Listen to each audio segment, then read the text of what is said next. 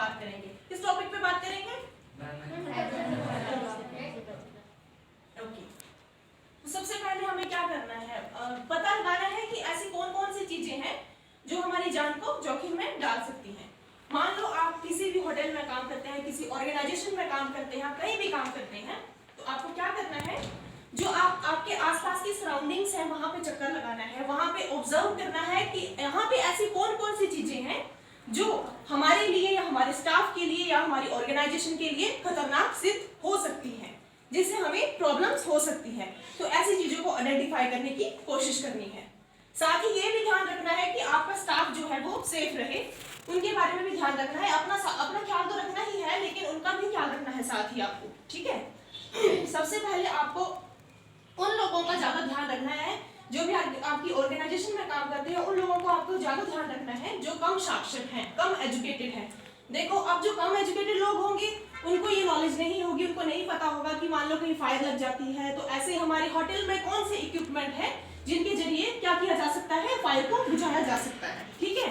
तो ऐसे लोगों को ज्यादा ध्यान रखना है जो युवा लोग हैं और कम पढ़े लिखे हैं, या फिर स्टाफ में या ऑर्गेनाइजेशन में कोई प्रेग्नेंट लेडी काम कर रही है तो उन लोगों को आपने ज्यादा सपोर्ट करना है, उन लोगों का ज्यादा ध्यान रखना है। बेटा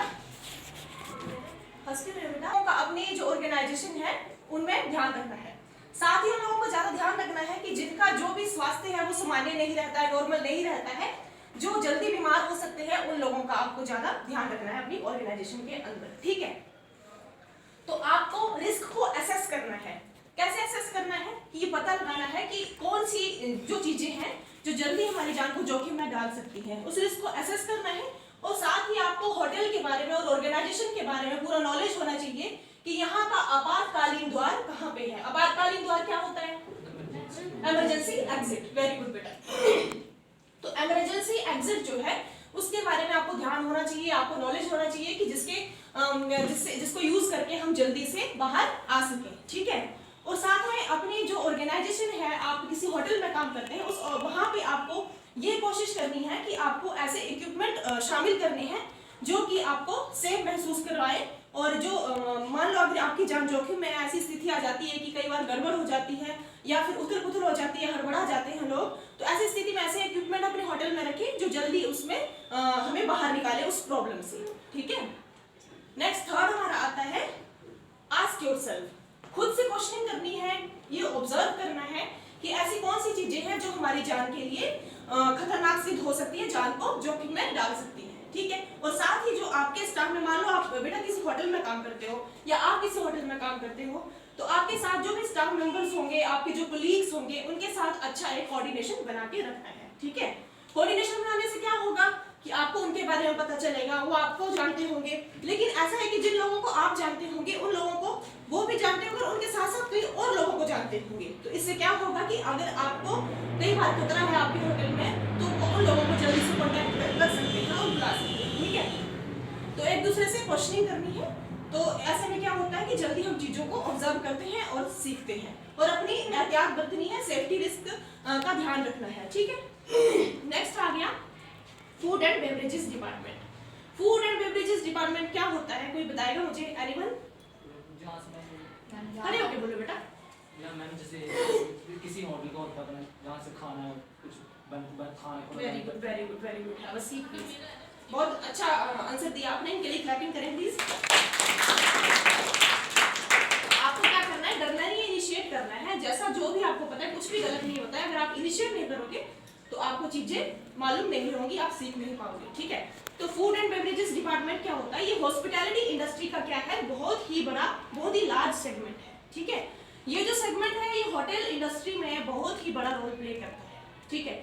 मान लो आप किसी होटल में काम करते हैं या फिर आप कहीं घूमने जाते हैं, आप कोई होटल बुक करते हैं, तो आप होटल बुक करने के दौरान क्या करते हैं, एक रूम लेते हैं, वहां पे खाना ऑर्डर करते हैं, तो वो सब ऑर्डर करते हैं, तो आप उस हॉस्पिटैलिटी का, उस ऑर्गेनाइजेशन का रूम्स का यूज करते हो, ठीक है। तो आप क्या कहलाओगे तब? ट्रैवलर या टूरिस्ट कहलाओगे, ठीक है। तो आपको ये सब चीजें ध्यान में रखनी है। और फूड एंड बेवरेजेस डिपार्टमेंट में ऐसे आपको ये चीज ध्यान में रखनी है कि यहाँ पे जो हमारा किचन है, आप नॉर्मली घर में किचन में ले लो कि ऐसी कौन कौन सी चीजें हैं जो आपको खतरा पहुंचा सकती हैं। कोई मुझे इसका आंसर बताएगा? आप सभी को पता ही होगा कि घर में ऐसी कौन सी चीजें हैं जो हमारी जान के लिए खतरनाक सिद्ध हो सकती हैं? कोई बता सकता है आंसर इसका? Very good. और हाँ, शार्प जो भी चीजें हैं वो, हाँ, तो आपको क्या करना है कि जो भी मान लो अगर आपकी जो गैस है, ओवन है, वहां पे गर्म बर्तन है, उनको पूरे सेफ्टी इक्विपमेंट डाल के निकालना है और गर्म चीजों से बचना है, ठीक है। नेक्स्ट आपका आ गया, आपको क्या करना है कि जो भी आपके मेन स्विच है गैस के, उनको अच्छे से ऑफ करना है। अगर आप किसी ऑर्गेनाइजेशन में काम करते हो या शेफ की जगह काम करते हो या फूड एंड बेवरेजेस डिपार्टमेंट में आप काम करते हो, ठीक है, तो आपको ऐसा करना है, आपको बिल्कुल एहतियात बरतनी है। अगर आप एहतियात बरतोगे, आप हर चीज का ध्यान रखोगे, तो देखो आपके साथ साथ बाकी लोगों को भी बाकी लोगों की जान भी बचेगी, उनको भी कोई दिक्कत नहीं होगी। कैसे? अगर आप मान लो मेन स्विच ऑन रखते हो, गैसों का रिसाव होता है, तो क्या हो सकता है, कई बार ऐसा हो सकता है कि आपके जो होटल में वॉक-इन्स है या गेस्ट आए हुए हैं, उनको कई सारे हेल्थ इश्यूज हो सकते हैं, ठीक है। कैसे हो सकते हैं? उनको प्रॉब्लम आ सकती है, मान लो गैसों का रिसाव होता है, आग पकड़ लेती है कोई चीज, तो आपके साथ साथ उनकी जान भी जोखिम में डल गई। तो इन छोटी छोटी चीजों का आपको ज्यादा ध्यान रखना है, ठीक है। तो इसके साथ साथ जो भी शार्प चीजें हैं उनका भी ध्यान रखना है आपने, और अपनी सेफ्टी बरतनी है। शार्प चीजों से कांटेक्ट में आने से पहले आपको ध्यान रखना है, अपने माइंड में लाना कि शार्प चीजें, तो मुझे यहाँ एहतियात बरतनी होगी, ठीक है। नेक्स्ट सुना है